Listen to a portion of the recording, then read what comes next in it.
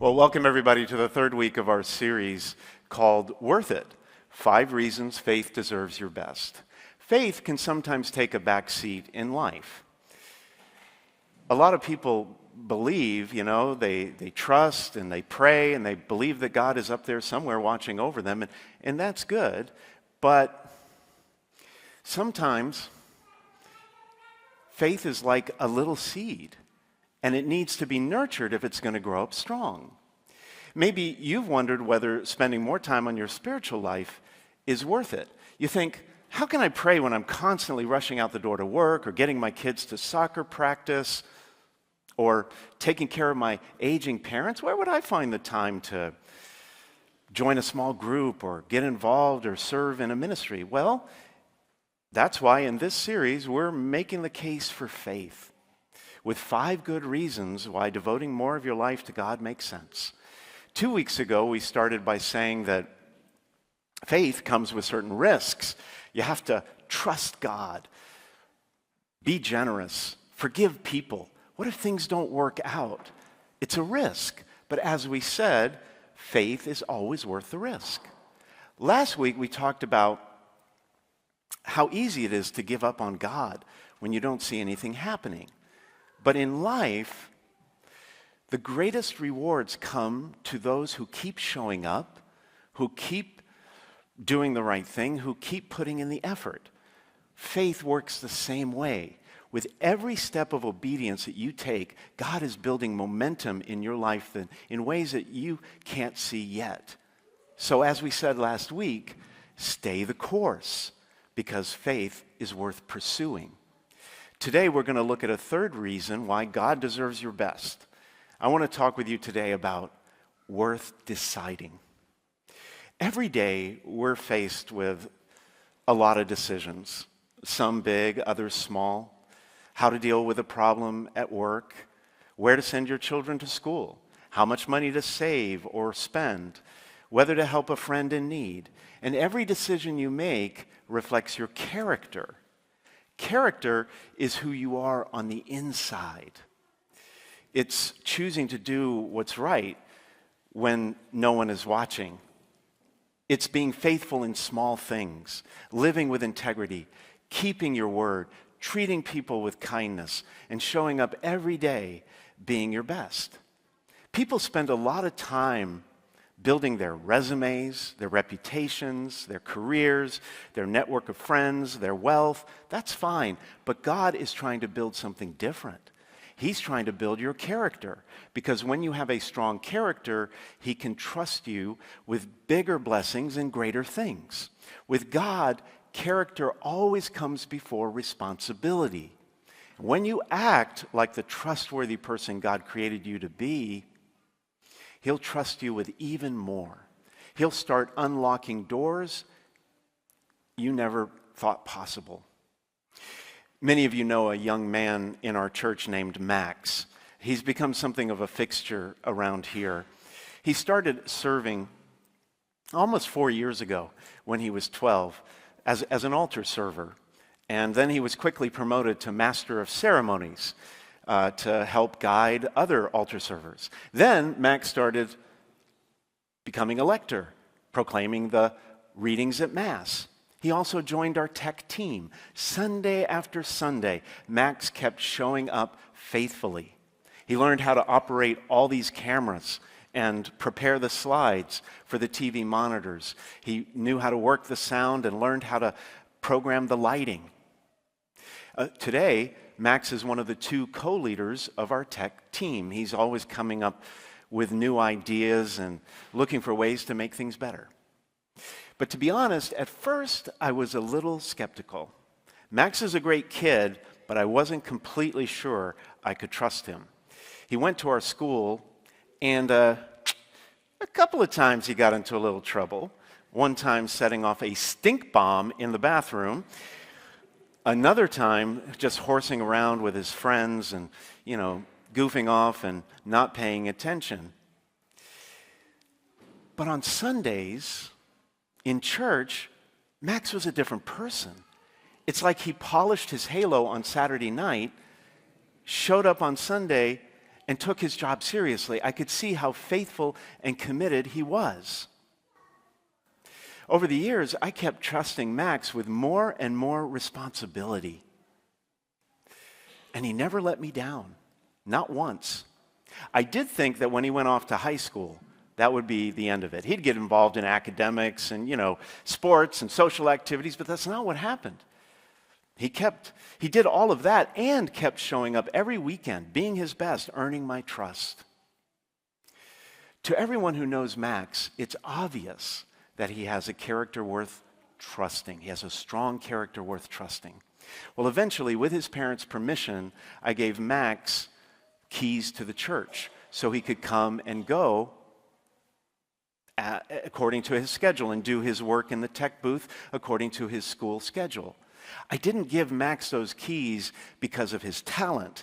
I gave him those keys because of his character, because I knew I could trust him. This is what happened to Peter in today's gospel. Jesus asked his disciples what people were saying about him, who they thought he was. They said, well, some people claim you're John the Baptist, Elijah, Jeremiah, or another prophet come back from the dead. But then Jesus drilled down deeper, and he asked them the million-dollar question, but who do you say that I am?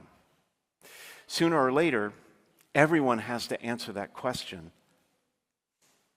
and decide who is Jesus. Not to their parents or their families or to other people or to history, but to them. Jesus was inviting the disciples to make a decision that would reveal the deepest convictions of their heart. Now, Peter was an ordinary fisherman. He wasn't educated or sophisticated. He could be hot-tempered and impulsive. He sometimes used bad language. But something came alive on the inside of Peter. And he said to Jesus, "You are the Messiah, the Son of the living God." See, that wasn't just the right decision.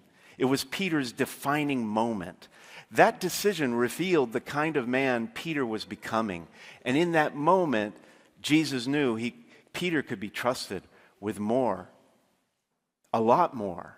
So he blessed Peter and he said, "I will give you the keys to the kingdom of heaven. And whatever you bind on earth shall be bound in heaven. Whatever you loose on earth shall be loosed in heaven." Jesus gave Peter the authority to lead others because he could be trusted with greater responsibility. He could be trusted with greater responsibility. And, as you know, he became our first pope. Now, I don't hand out keys to this church to just anybody, but I trusted Max. In the same way, Jesus trusted Peter with the keys to God's kingdom. Amazon is one of the largest and most successful companies in the world. And when they interview for a position, one of the jobs in top management, they don't just look for the most qualified candidate or the best talent or the smartest people. They're not only interested in the applicant's resume or where they went to school or what grades they earned. They know something that every successful organization eventually learns. Skills can be taught, but character takes years to develop. When Amazon is trying to fill an important position, they don't just ask the question, can this person do the job? They ask a much deeper question, are they trustworthy? In the interview, they look for qualities like integrity and good judgment and a proven track record of making fair decisions in hard situations and being willing to take responsibility when things go wrong. They know that past behavior is one of the best ways to predict how someone will react in the future. And that's because character is not measured by something you say, it's revealed by what you do. Here's the key. Before God will increase your influence, He's waiting for you to increase your character. With every good decision you make, you are strengthening your character and you are becoming even more trustworthy.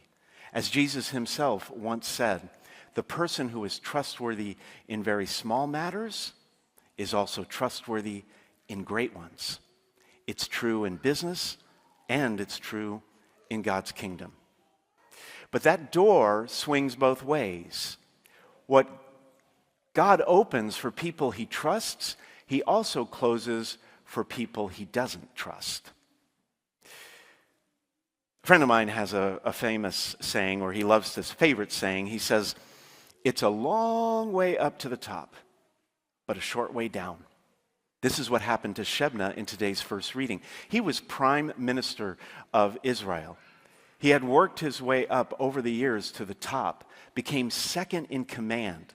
It was an important position, but unfortunately, Shebna proved that he could not be trusted with power. He started focusing on his own importance instead of taking care of the people he was supposed to serve. Now, back then, where you were buried reflected your status in life. The more lavish the tomb, the greater the admiration of others. To prove how important he was, Shebna used his influence to acquire a very expensive cemetery plot. And because he misused his power for his own personal agenda, he violated the trust that came with his office. So God told the prophet Isaiah to confront Shebna and tell him, "I will thrust you from your office and pull you down from your station. On that day I will summon my servant Eliakim, son of Hilkiah. I will clothe him with your robe and gird him with your sash and give over to him your authority." Eliakim was the Secretary of State. He had always been loyal, honest, and dependable. The king could trust him to do the right thing. And God knew that Eliakim would carry out his duties as a faithful servant. He would have the best interests of the people at heart. He would also be consistent, not always changing his mind depending on which way the political winds were blowing. The passage says, "I will place the key of the house of David on Eliakim's shoulder. When he opens, no one shall shut. When he shuts, no one shall open. I will fix him like a peg in a sure spot to be a place of honor for his family." In the same way, when you consistently act with integrity, refuse to compromise your standards, stay honest and true, God will trust you to go even further. He will hand you the keys to greater influence and higher levels. In 1946, a man named Truett Cathy opened a small restaurant in Atlanta, Georgia, just a few miles from the airport.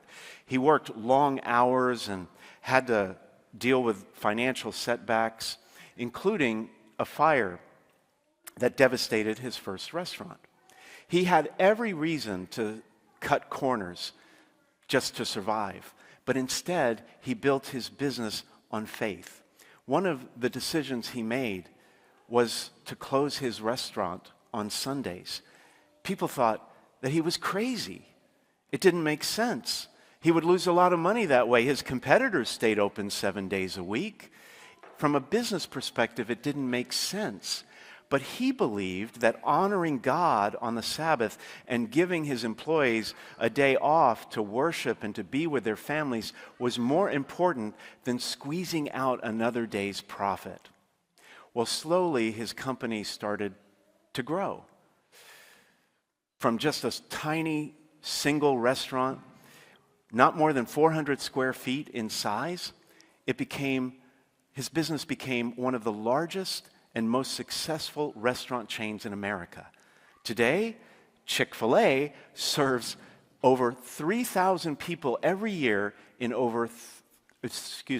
serves millions of people every year in over 3,000 locations, all of which still close on Sundays.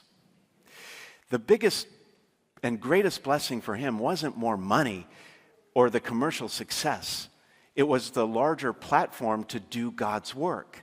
Through scholarships and charitable giving, Truett Cathy has changed countless lives. He has created amazing opportunities for tens of thousands of his employees and other people who really need help. When you're faithful in the small things, even when no one is watching, even when no one cares, God will entrust you with more. Your greatest blessing may not be more money, but it may very well be greater opportunity to make a difference. Building your character is something worth deciding. That's because every decision to be faithful shapes you into the kind of person that God can trust with his work. God sees your character, and as you continue to grow more and more into someone he can trust, he will catapult you to new levels to make an even more significant impact for his kingdom. Peter received the keys. Eliakim received the keys. Max received the keys. Not because they were the most talented or the most skilled or competent, but because they proved themselves trustworthy. Even today, God is the same. He doesn't hand out keys based on your skill or competence or qualifications. He hands out keys because of your character.